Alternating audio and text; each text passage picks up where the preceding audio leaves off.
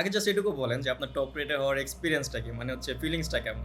Level 1 যখন পাইছি তখন মানে খুব অনেক ভালো লাগা কাজ করতেছিল যে আসলে আমি একটা সময় যাদের ফলো করতাম, যে লেভেল 1 যাদের গিগ রিসার্চ করতাম, তো ওই পজিশনটায় এখন আমি নিজে, অনেকে লেভেল 2 তে ঝুলে ছিল, আমার জাস্ট কত তখন 100 অর্ডার কমপ্লিট হয়েছিল।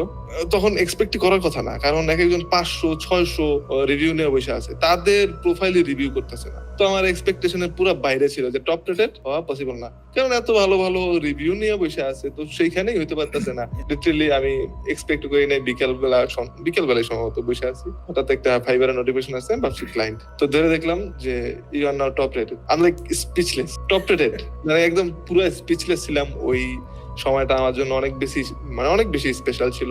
এখন যখন টপ রেটেড হওয়ার পরে বুঝতেছি যে আসলে টপ রেটেড হওয়া যতটা সহজ ছিল তার থেকেও টপ রেটেড এই ব্যাচটা ধরে রাখাটা কঠিন।